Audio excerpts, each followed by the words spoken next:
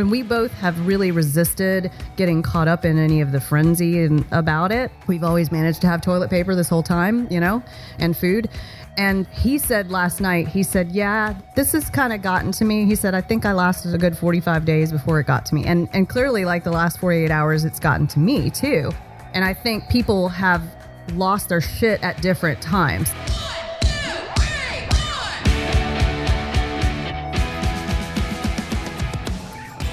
All right, so just so we can get this story recorded just in case we need it. So I think it's because I've watched Game of Thrones too many times and I was feeling a little medieval. And also I haven't been able to get a tree person out here to take this giant pine tree out of my front of my yard.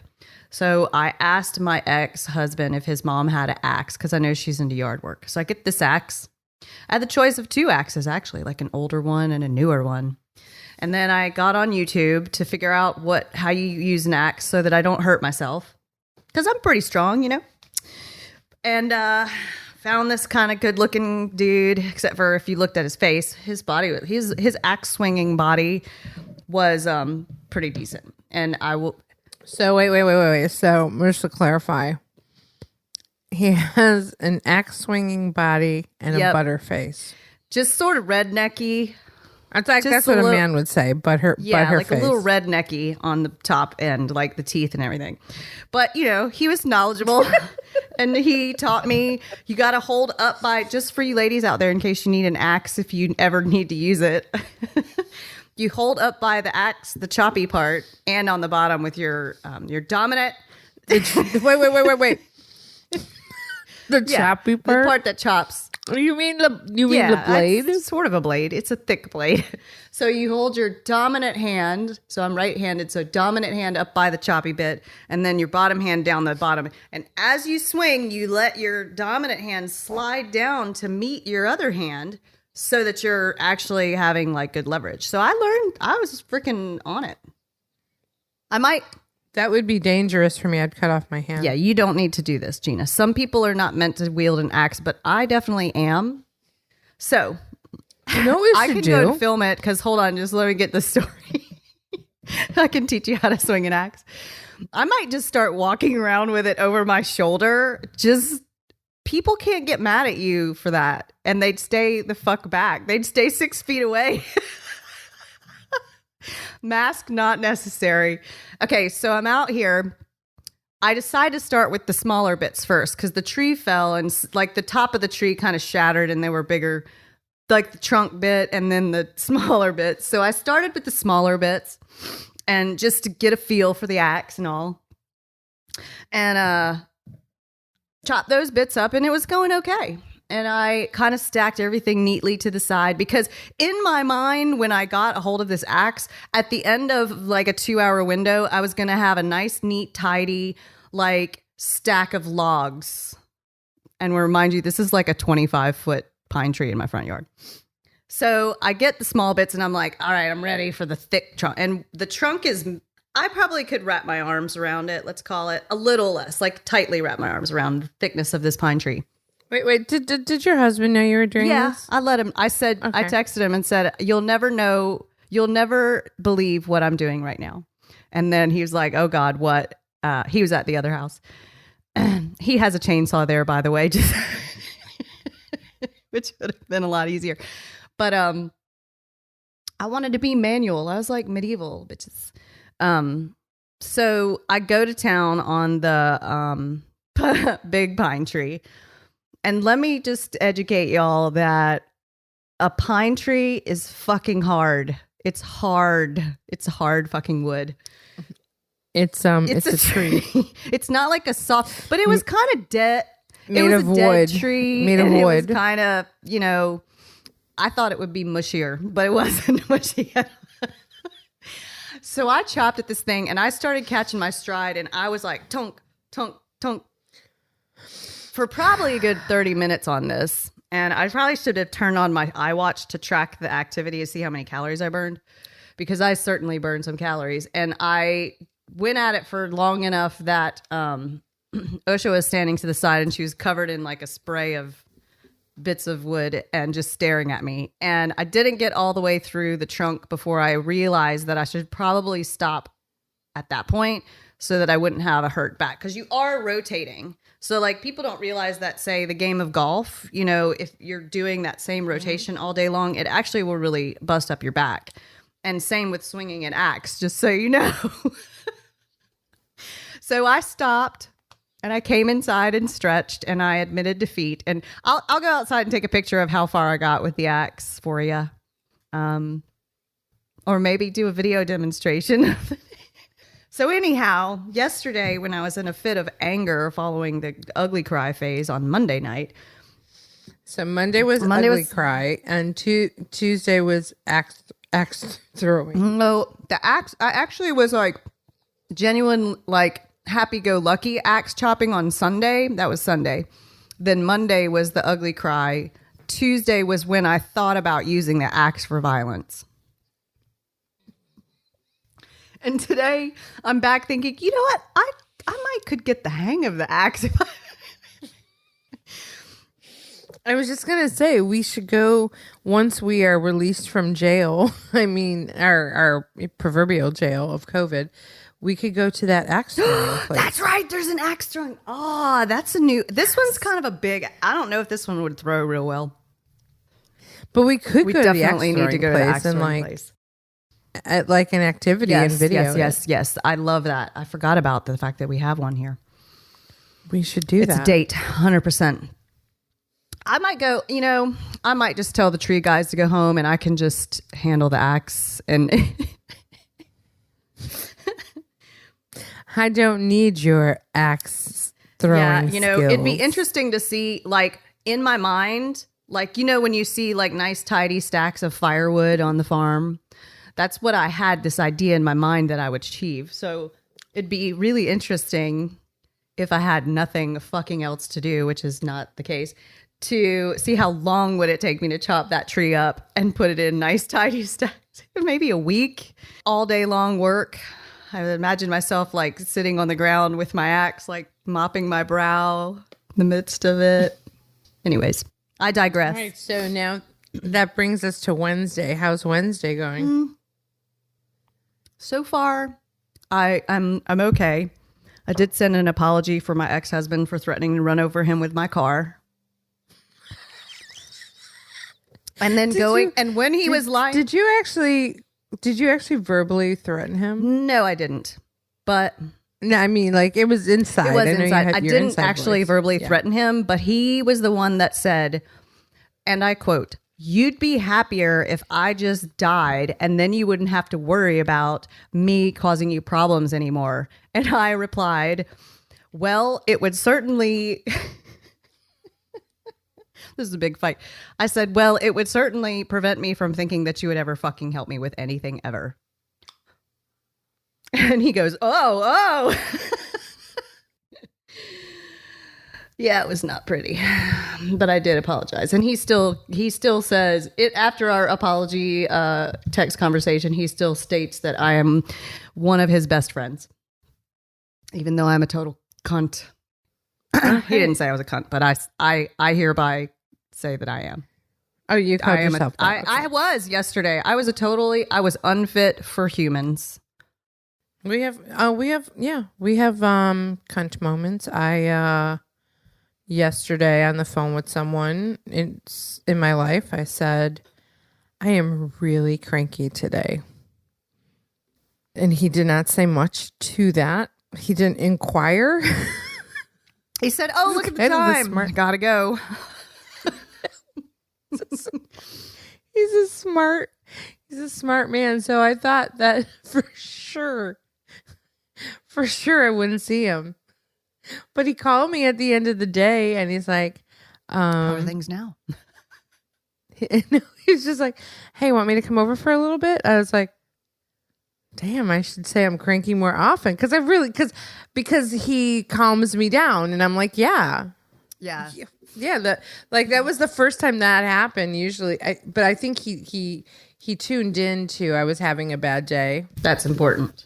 And came in and calmed me down. And, you know, Felix calmed me down at the end of the day, too. And that's a good testament to how men and women, if you are of the heterosexual line of thinking, men and women balance each other, or the right men and women, or the right humans and spirits, I guess should be the best say, because like I was so hateful. I literally, after the argument with my ex, I drove to the end of to the street where the stop sign is, and I sat in my car and put it in park and screamed at the top of my lungs for as long as it took for me to not need to do it anymore. And my throat was raw. And then I was like, okay, I can proceed. Hey, Warners, hope you are enjoying this episode so far. Just wanted to tell you something real quick. If you got something out of this show and want to support it more, check out our new and exciting Patreon page. It's patreon.com/Warners, where you can leave us a tip and help support the show. That would be really cool. So patreon.com/Warners. And now back to the show. Now, I had therapy yesterday. It was my therapy session day. And I had like a complete meltdown. I mean, we talk about therapy a lot, but I had a complete meltdown that I didn't even like realize was underlying my emotions. And I had a meltdown because I was having flashbacks to when I was in the hospital with anemia. Mm-hmm. We were able to talk it out, that I literally, because all of a sudden I was uncontrollably ugly crying yesterday. And she's like, "What is this?" And I said I would never let this happen again, that I would end up in the hospital with a transfusion. And I'm so terrified because I was so close to dying that I literally didn't realize what was deep rooted inside of me. It's interesting. It was so bad. And Felix actually mentioned it last night because he was pussyfooting around me, bless his heart. But he did say, he and I, we have been dealing with this COVID stress a lot better than most, I would say, because we've both continued to be able to work. He has continued to go to the office. That's been his choice. And so we haven't been like up each other's butts all day long, like some people have discovered that they don't like that. And and we both have really resisted getting caught up in any of the frenzy about it. We've always managed to have toilet paper this whole time, and food. And he said last night, yeah, this has kind of gotten to me. He said, I think I lasted a good 45 days before it got to me. And clearly, like the last 48 hours, it's gotten to me too. And I think people have lost their shit at different times. Like I talked to Barb Royal. She said it took about 3 days in for her to lose her shit. But, she's got 3 kids at home and she's such a social butterfly as you are. And so, and I know if you look at Facebook for long enough, you see different people kind of melting down publicly in their own way, or, mentioning how they're melting down or losing their shit or drinking heavily or whatever, So I think everybody's hitting the wall at different times. And even Felix admitted that he's sort of hitting the wall because of other reasons. But there's an undercurrent of, it might be fear, it might be anxiety, it might just be uncertainty that is global right now, of like, when is this going to be over? Are we actually going to be okay? What's the new normal? Can I trust this person? Can I not trust this person? Do they have it? Do they not? Is it going to kill me? Is it not? It's that despite how tough we are and how logical we are, that undercurrent is still there. And I know you and I both have experienced various undercurrents in life where, whether it be your health or a relationship that's challenging with family or loved ones or what have you, that undercurrent can fuck with you on a subconscious level hard.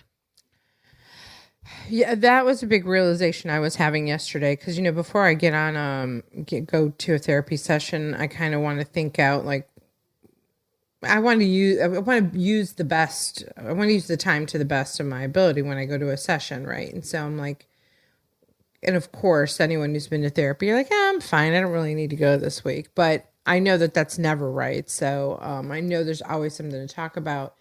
And to your point, I think a lot of us have, and I think I have too, even though I've been frustrated through the process, I have really maintained dealing with what's happening with COVID, and there's so much uncertainty on so many levels in my world. Everyone's world is different, but can I reopen the theater? When is that going to happen? To what capacity? Does it even make sense? Should I not open it at all? Okay, when are my clients going to come back into the training realm? Is it going to be third quarter? Or is it going to be fourth quarter? Are they going to want it live? Am I going to be traveling again? Am I going to do it online? And it becomes so overwhelming, all these questions. And I've just kind of just keep pushing through doing things and keeping myself distracted. And I hit the wall yesterday that I realized that I'm like, I feel like I'm living in a fantasy world and I'm in denial. And I finally started grieving it.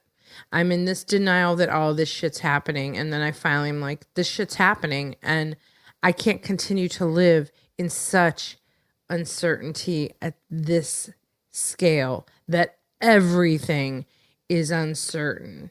I mean, there's a point where you can no longer just walk around and be like, all right, I'm just going to hang out and just wait for the world to come back. And, even my therapist is like, turn off the news, which I have done.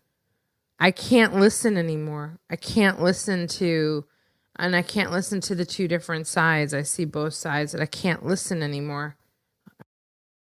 Well, here's a little analogy for you that I thought of this morning. Felix was like, "Oh God." So the thing about it is expectation is what causes a lot of problems for us. Like, you have an expectation in your mind of like, you need to have an answer so that you can know what to do next, especially regarding your theater and all of that stuff. And, among other things. But sometimes in life, actually most times, we don't know how it's going to turn out. And rarely does it turn out how we think it's going to. So little analogy this morning from Felix. Felix went turkey hunting this morning. Tomorrow is the last day of turkey hunting season. He was totally over it and done and didn't want to go anymore. But a business associate of his, an important one, asked him, "Hey, would you take my, I think it was his nephew or his son-in-law. I think son-in-law." So he takes this business associate's son-in-law out hunting this morning. The expectation, because Felix is pretty good at scouting out turkeys. The expectation was they're going to go and be in this little spot and find the turkey. He's calling the turkey. And, oh God, by the way, he'll kill me if he ever hears this story because he told the guy to lie about how it went down. But anyway, so they're sitting there waiting for the turkeys. No turkeys are showing up. So they're like, fuck it, let's leave. So they start off walking back to the truck.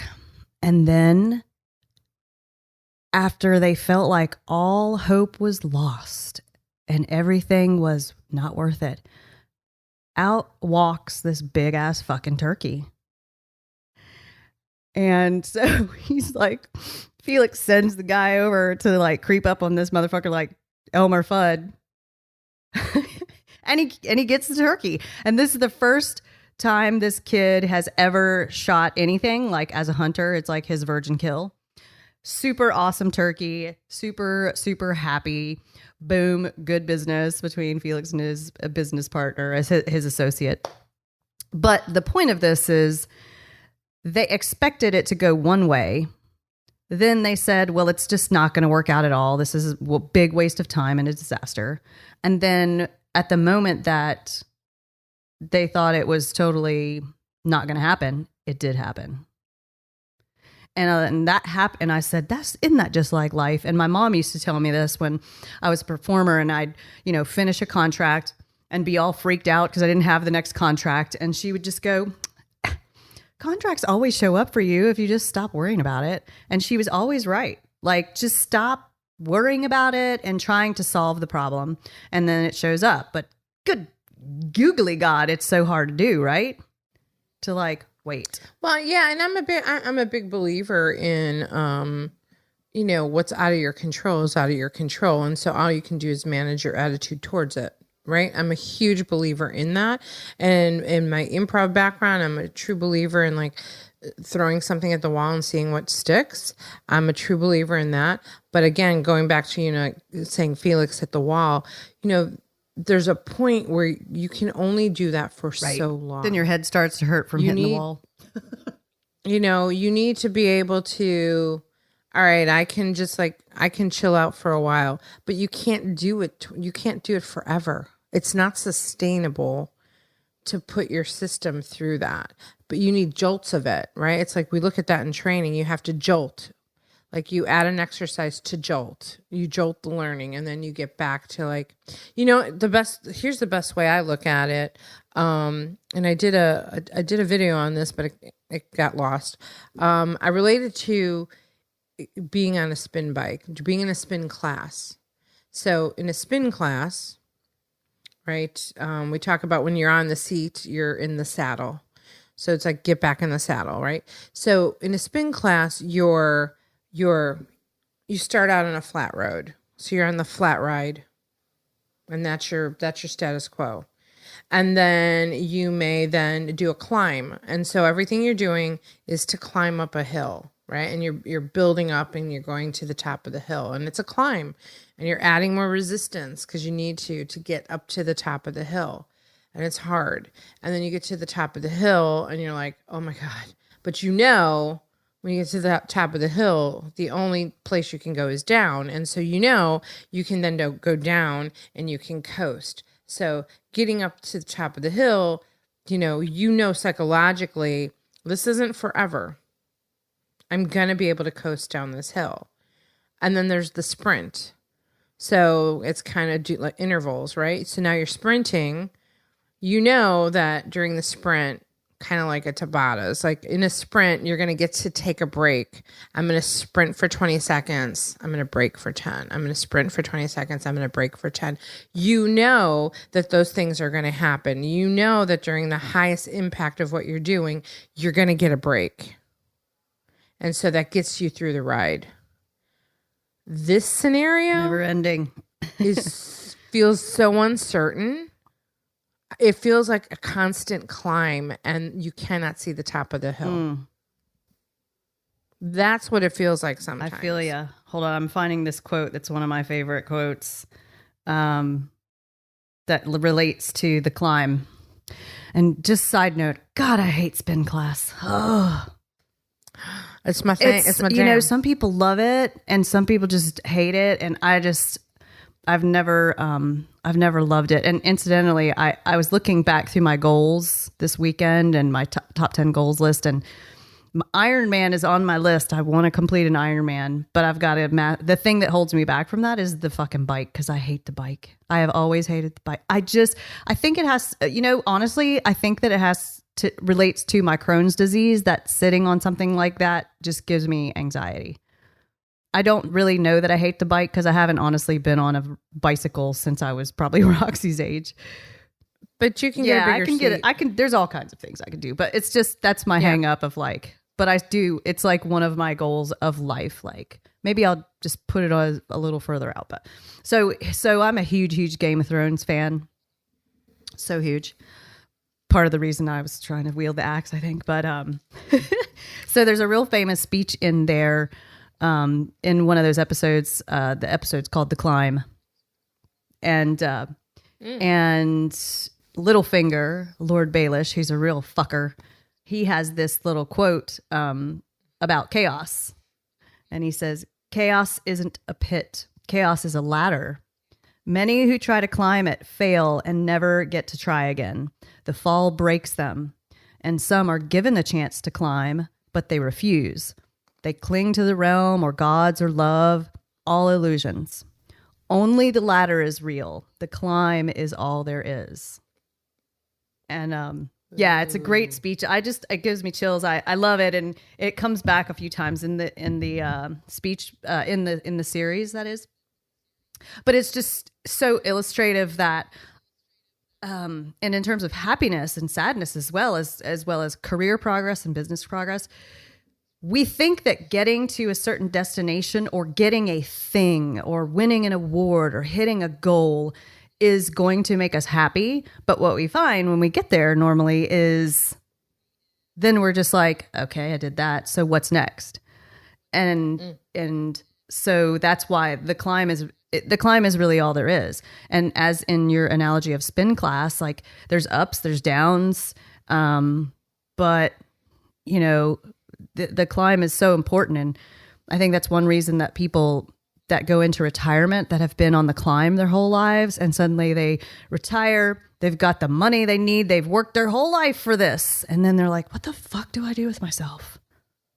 Mm-hmm. And then they're miserable, or they sometimes die. Like, I mean, because they just have lost their purpose.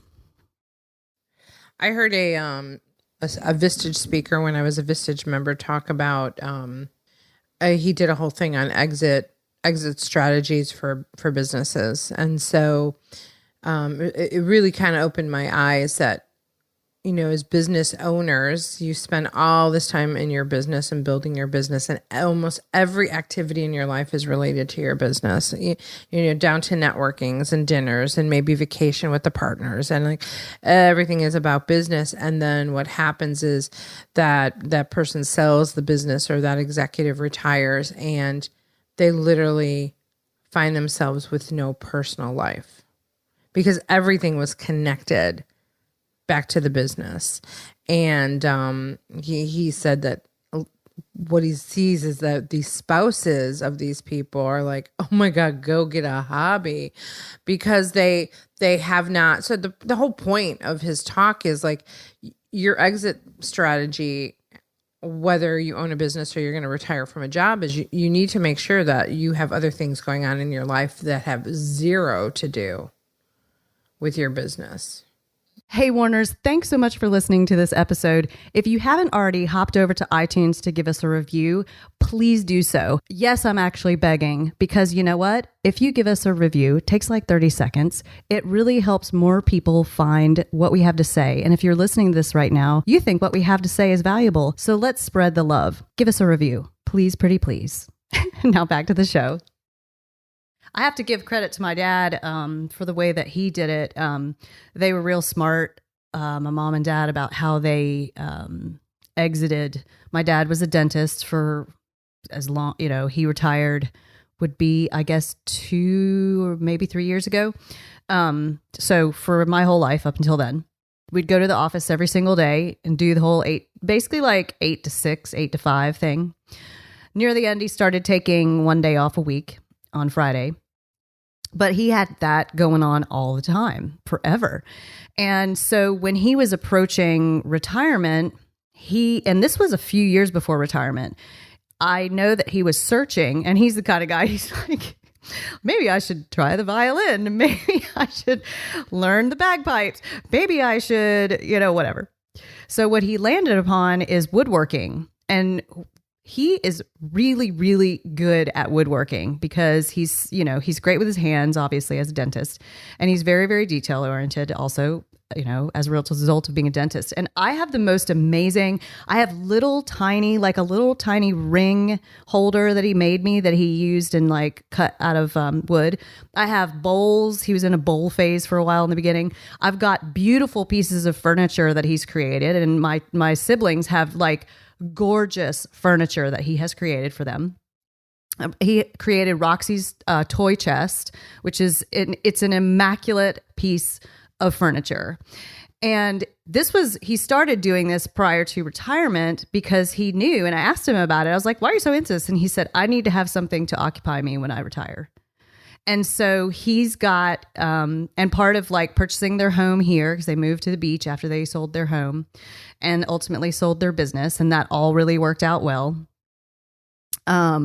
Sold his business like literally months, years faster than he thought he would. And he's down here. Part of their search of the home was they needed a big garage because he needed to put his woodworking shit in there.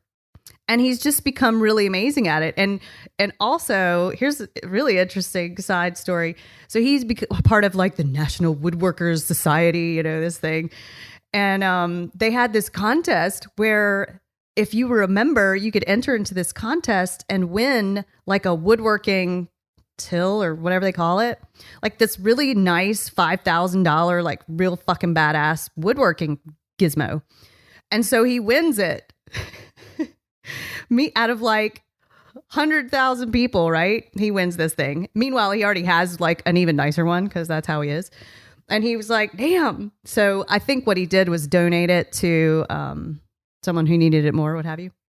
But just to round up my story, like, he's the type of guy, because I'm his daughter, he would have gone crazy and driven my mom insane if he didn't have at least one really important focus in his life, to keep him busy. And they're super busy all the time. Like, they do stuff more than, they're like, we're busier than we were when we worked. Well, that prolongs life. That gives you, that gives you purpose, gives you something to do. I would go out of I am out of my mind sitting indoors right now. Well, and I've always said, I don't really think I will retire. I'll just come up with some other idea, like this new project that I have started this week that, after much meditation on the one thing, I was thinking, like, I've always wanted to try to figure out what is my legacy and what is something that I can work on to the end of my days and whatever. That, there's a difference between the shit that you have to do, that you work, and do the things that you don't necessarily want to do because you need to make money so that you can pay for all the things you want to do, right? Which is a lot of what I do. I love working, but I want to have something that is an accumulation of my whole life's work and who I really, really am that can sustain and be, my legacy. So that's what I've been working on. But I don't really ever see myself as that person that's like retired and just sleeps in and goes and maybe plays golf and has lunch at the country club. Like, that's not me. Well, here's what I figured out. We've already lived our retirement due to COVID lockdown. So all the sit at home and do nothing, we got it out of the way. We're done. Wait a second. How much nothing did you really do? You're not the nothing type. I mean, I know. My business coach yesterday was like, he's like, you basically continue to stay very occupied. Oh no, actually my therapist said it. She's like, you're, it's not like you're not doing anything. You're constantly doing something. And I'm like, yeah. Well, I think a lot of what's bothering people, and probably you as well, I'm just going to assume, is that we feel like we're not allowed to do all the things that we want. There's certain things we just would rather like to do, and we're not allowed to do it right now. And that's the frustration, because my frustration has been that I had been building some great momentum, and that momentum kind of halted and had to take a new path because the way I was building the momentum was forced to change. And I'm sure there's a lot of small businesses feeling that same thing. That's where the frustration is. The irony to it is that it's actually, maybe that was part of my PTSD when I melted down yesterday, right? Like when I melted down about my anemia 4 years ago, when I ended up in the hospital needing a transfusion, and it threw my business off by a year. Right? Like I was like, this is never going to happen to me again. And I knew that, I need to like really start looking at, how do I duplicate myself, and how do I scale, and how do I, maybe I need to take stuff online. And then after I got well and got back in the swing and building the momentum, I'm like, I don't really need to do things online, because I was avoiding it. I didn't want to do it because it's overwhelming to me. I'm like, I will scale with people and I will have more trainers. And so we were on track for that. And then this happened, and I was like, fuck. Should have just listened to that idea. I should have just got over my fear, then execute. Right? So now it's like, if I don't hear this message now I'm an idiot. So, but the good news is I've taken action, and, I got to share this with you later. I got to show you all this stuff. Today is Wednesday. On Monday, this did not exist until Monday afternoon.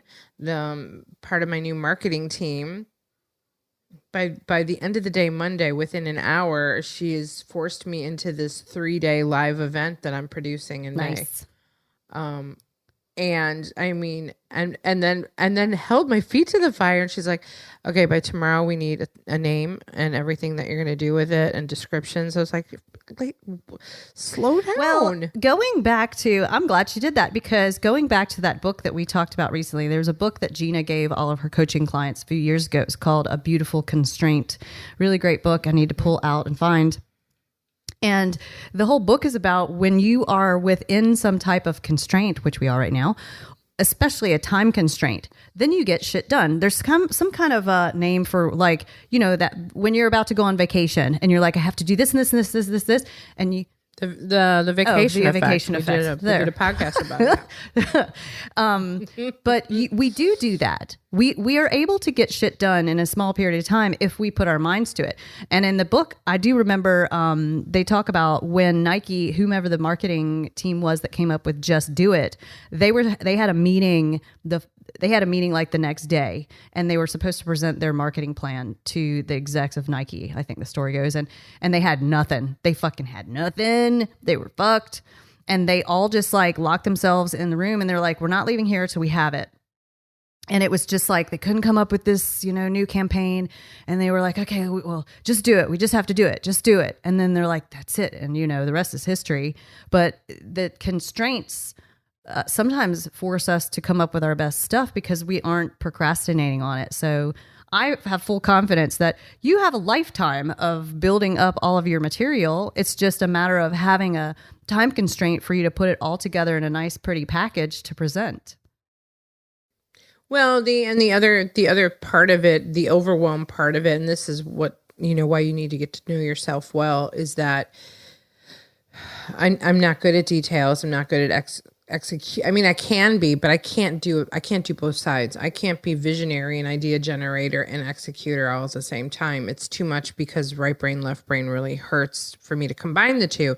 I'm great at it, but would be so much better if I stayed focused on the one thing, right? Whatever the one thing that you should focus on is.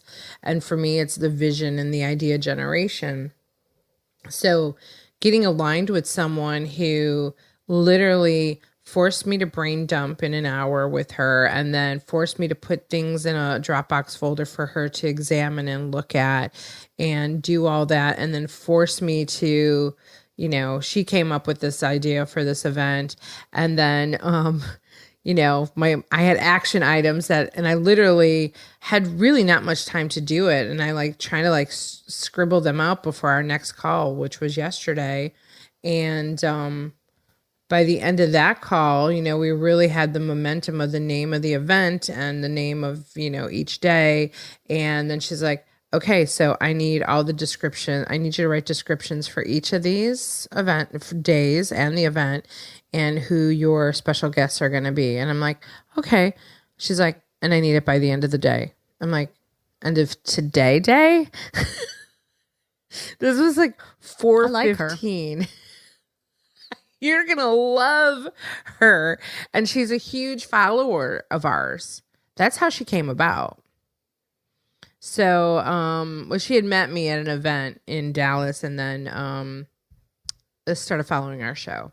And she loves you and I. She like adores both of us. I'll remember that when I'm feeling down and out like I was the other night. No one loves me except my husband. No, she loves the show. And so it was so funny. I'm like, she's like, oh, I guess it's not the end of your day, because she's on mountain time. So she's 2 hours behind. She's like, you stay up late. Get her done.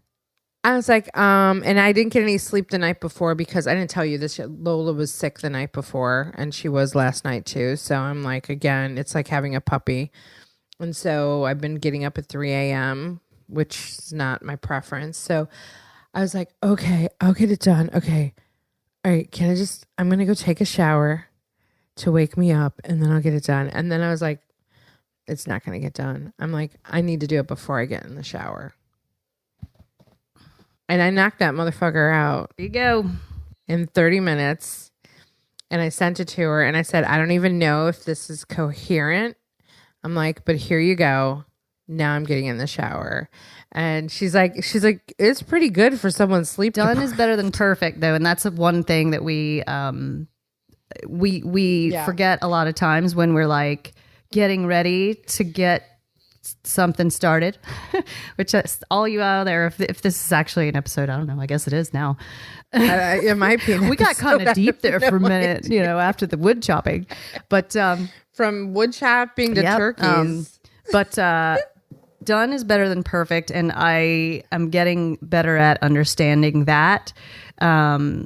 Especially like lately, I took it upon myself to start reading my book live on Facebook, so that I could give myself an excuse to record it for an audio version.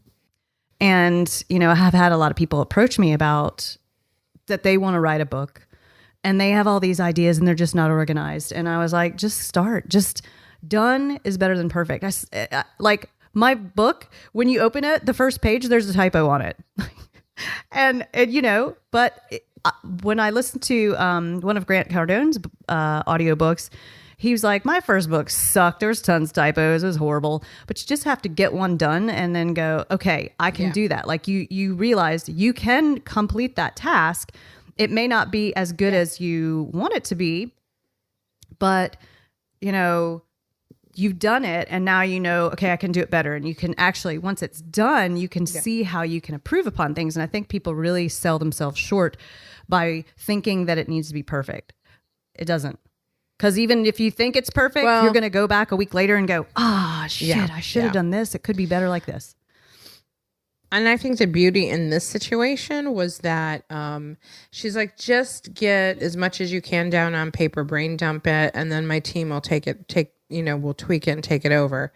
She has a team to take it over. And by the end of the night last night, I start seeing stuff coming in. I was like, oh my God, they're like in high speed, like this. I mean, I have to send this stuff to you because I just want you to see it. Like, she's like, all right, so we're launching on May 4th and it's May the Force be with your pivot power. Like everything that I was like, oh my gosh, what is, and so her team is like now diving into, they're looking at my website, they're diving into my personality, and like when I so I'll reveal what it's called. I don't know if I've told you. Should I tell you?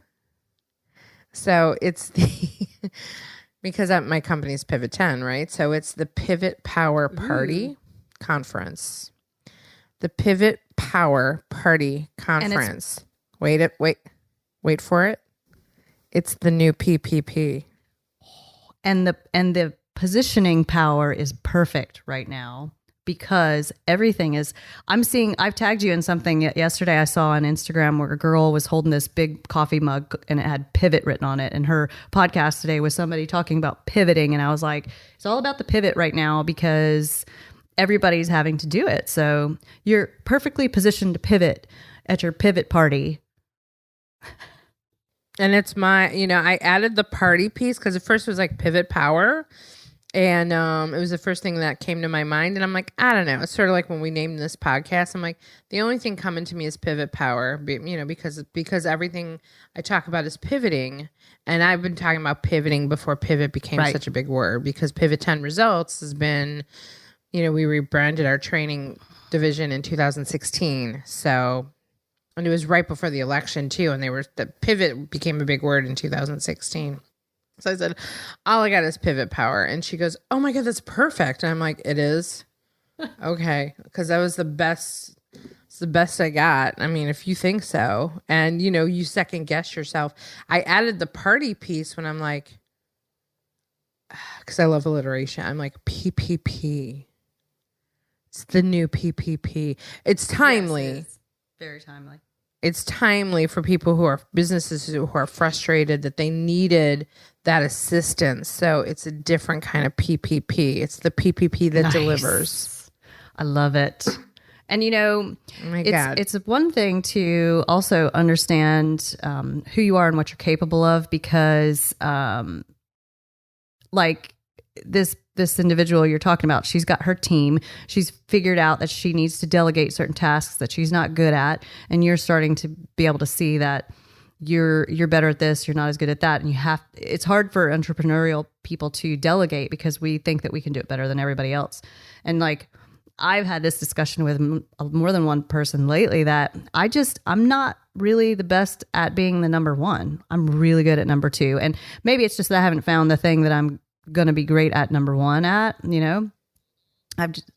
Well, it depends on how do you define number one versus number two. What does that mean? Like the number one person in charge is what I mean by that. I'm good at being number two. Because in the past you coached me and I had my own business and I wasn't great. I always wished that I had a number one instead of being the number one. Well, okay. So when you look at it that way, I mean, there's a couple of different ways to look at it. So your number one is the visionary of what you want to happen. Right. And I mean, at the end of the day, you're really the number one. And the number two is the integrator, is the operations person, is the person who implements. That's the number two. And so for people like us who are visionary with ideas nonstop, you need the person. And that's what I was telling Carla yesterday. I'm like, oh, I've been needing a person like you. She's like, I really don't see myself that way. I'm like, well, you are to me because you're taking these things off my plate and executing them. And that has been my biggest problem is that I get overwhelmed with all of the details. It's like one of my lists that of like things that had to happen this week. It's like the list of lists. It's like literally like, it's like when you look at my list, it's like under each item, there's like five other things. There's the list of lists, and I'm like, and it's overwhelming to me. And I'm like, okay, well, one thing on my list is typically 10 things. So you have to execute that. Maybe I am the number one in something that just I haven't figured out yet, and I do need people to execute. Because you're right, you and I are very similar. That boy, I can come up with some damn ideas, amazing ones. It's just the execution. Well, I mean, a successful organization is going to have those two people: the visionary, the big idea person, and then the person who's going to run with it, make it happen, manage the team. You look at any successful company, you look at, the Steve Jobs of the world. The visionary. You got the visionary, right? And who can sometimes be seen as the crazy one. Well, then maybe I fit that bill, for God's sakes. Right? And you just have to have, every company needs that visionary, and every company needs the person that can keep the visionary in line. That's sort of my thing. Like, I love people who like Carla, like literally holding my feet. I was like, damn girl. It's like, it's only been 24 hours, like literally between end of day Monday and end of day Tuesday. Like, yeah. And that's probably her strong suit. That's probably something consistently that she does, is that she sees a visionary like you and says, okay, this person's capable of it, and it's probably what I know you pretty well, Gina. So it's probably that you know that your ideas are good, but you're just like, I'm just not ready to do that right now. And yeah, and usually I'm usually not ready to do it because there's so much detail involved and so much execution involved. Cool. Well, suddenly this is a sudden show that came about that we should probably wrap up. So I have a really tight schedule. I don't know what this is. It's an episode or it's chopped up like with an axe. With an axe. Into tiny bits. So if it's an episode, thanks for listening, Warners. We're gonna go. This really will get serious soon. Yeah, it doesn't have to. I don't think anybody wants it to be serious. Women Your Mother Warned You About is a Pod About It production. You've got a great idea. Let's pod about it. Visit podaboutit.com for more information. Woof, woof. Monkey, monkey.